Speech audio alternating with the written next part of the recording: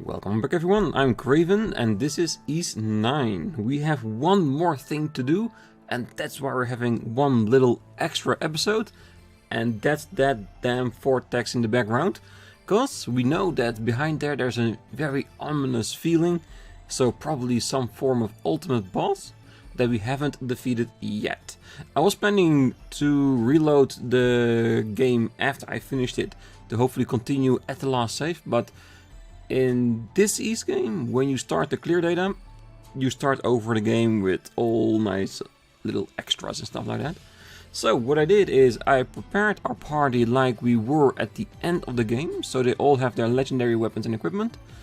We got a few more levels, a few more stats up, and I think with the way we are right now, we should be ready. I also made sure that everyone had a cloak with the null 8 element accessory, so nothing weird could happen.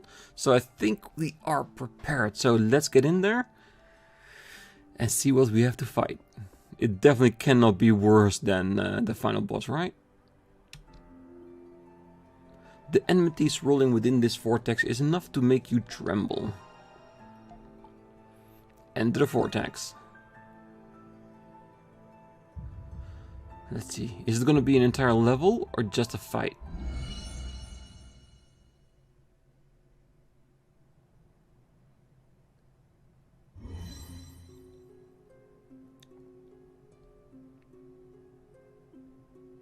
Is this the Grimwald Nox? It is, but something's different. It's just like how it was when we found Tito and Archie. Aprilis said it was an incomplete Grimwald Nox. Be that as it may, the source of the miasma vortex must be somewhere. Haha, speak of the devil.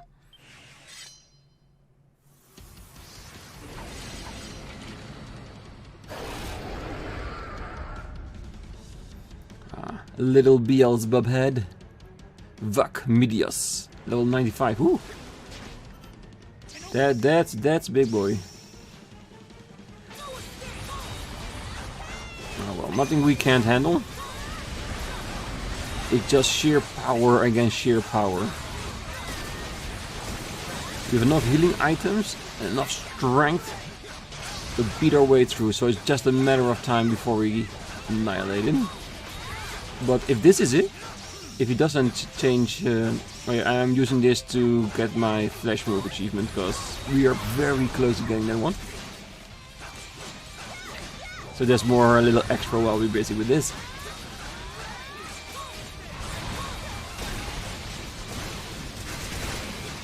Alright, so far so good. Ooh, we summons extra monsters as well. Well, it is no problem, because there is no monster we cannot defeat.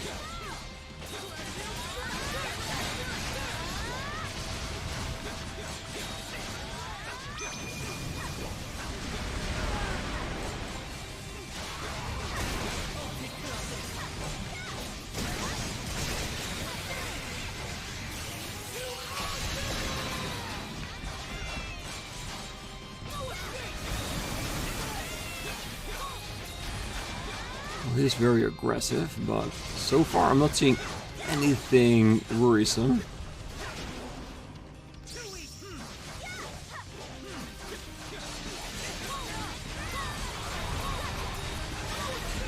I wonder if we can get him staggered before the end of it. Oh yeah, and when we are about to defeat him, I will of course apply the same tactic that we have used in the previous boss runs that we did. Always use our experience gain food in order to gain a little bit more experience from the fight, because this is definitely gonna be a very nice amount of experience we're gonna get for this.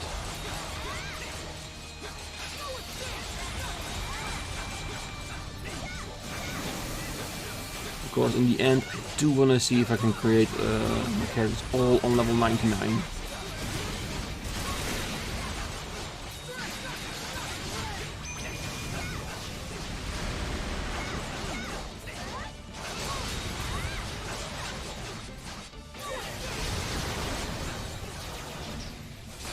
Who knows? Maybe when we have the level 99 characters, I might make a new game plus on Twitch.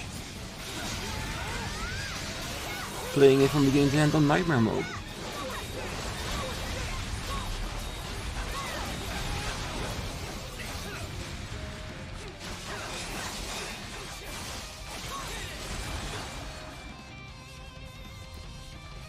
I believe we need to defeat the ads first before we are allowed to continue.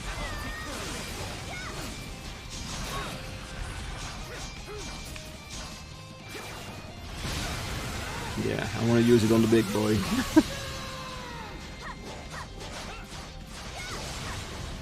Okay, so he does disappear if he summons certain type of enemies, which is more than fine. Alright, time for healing up, but if the amount of damage we are doing to him is the same overall every time we need to heal, we'll just need like 3 healing items to get through this fight.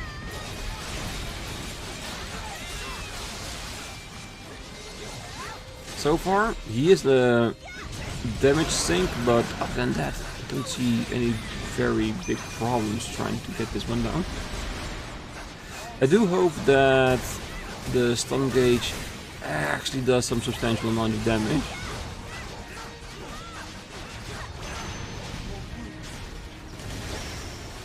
Whew, that's a lot of damage.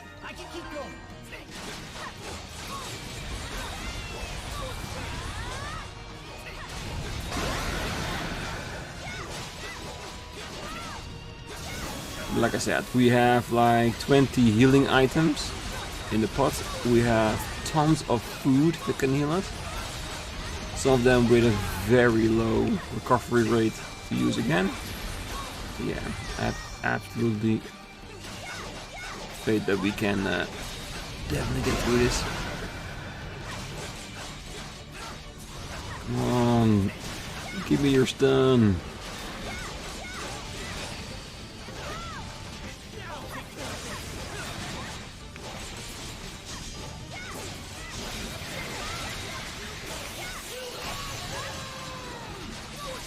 Okay, so the stun is really fast and does not do any extra damage. Because I didn't see any orange numbers, at least not more than we normally see.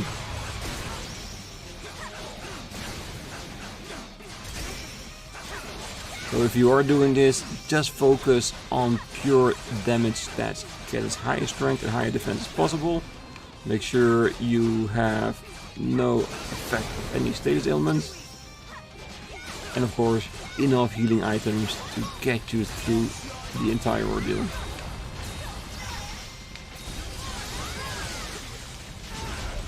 Because after that, it's just a matter of time.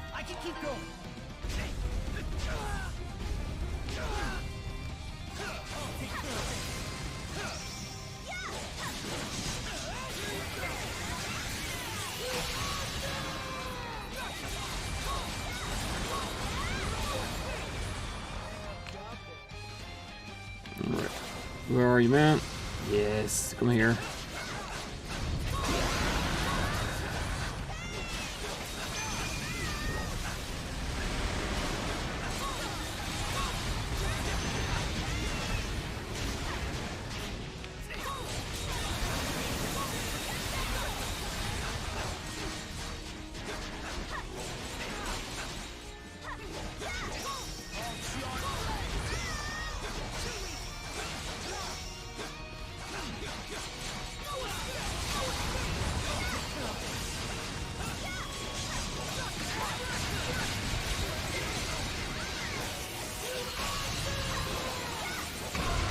Yeah. Ooh, what the hell is that?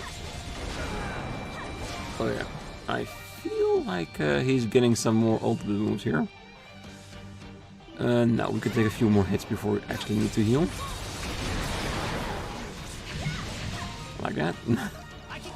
I want to get the most out of it, so we've got to be careful that we don't use it too soon. Because like I said, we don't know what he's got obviously, because that attack, yeah, he's definitely panicking. Oh. Greedo! What have you been doing?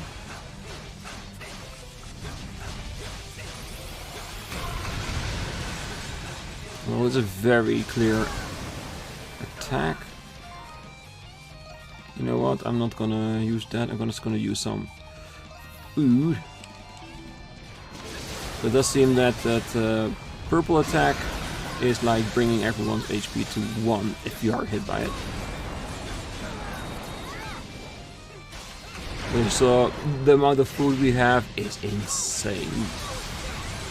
You get it so much through the main game, you're never actually using it.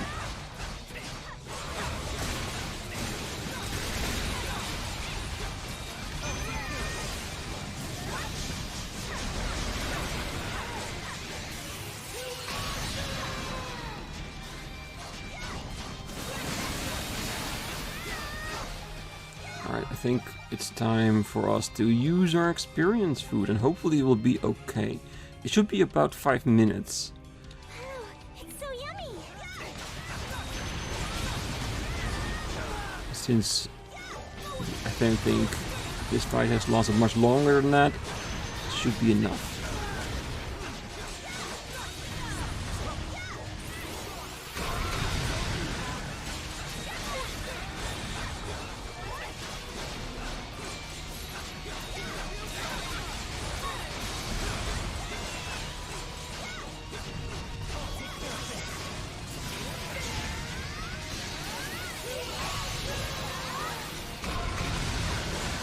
Yes, perfectly evaded.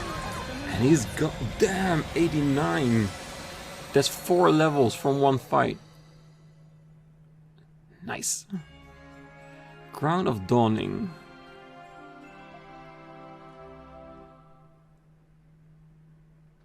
I wonder what that actually does.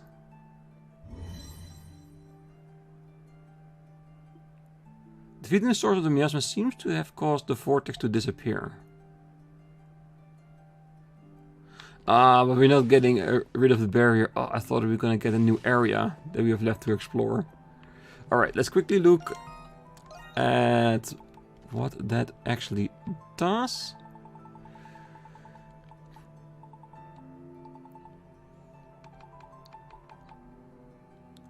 Add all damage type plus 6% HP absorb. Ooh, that's actually very nice. That means that it doesn't matter what type of weakness the enemy has, you just do all types of damage.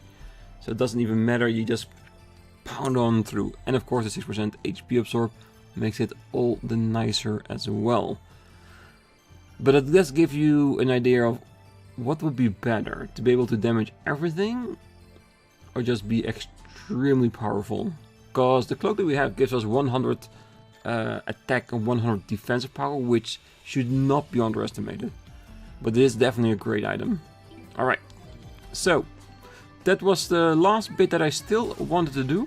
Everything that we have left right now in the game are just... we have a few treasures, a few unexplored areas, but the problem I have with that is that I've been looking in the journal, and when we look at the exploration, where you can see what parts you haven't done. The Groaning Grotto I can probably do, but the Marionette's Jail and here a few more locations that I haven't even seen yet, I don't know where they are. I really don't, so I have to look this up and see where it is, but it is at all possible that it might be something from Nightmare Mode or from the one quest we failed to pick up and was missed by us in the beginning of the game, before we went all on the ball with all those quests. But yeah, that's what a blind playthrough does, but I think we've done pretty well. And like I said, I am really thinking of making a Nightmare run with New Game Plus on Twitch, because that would be a really nice thing to do. But that's it for now. Just like with the last episode, if you have any suggestions for other games to play, write them down in the comments, and I will see you all in the next series. Bye bye guys, see you all later.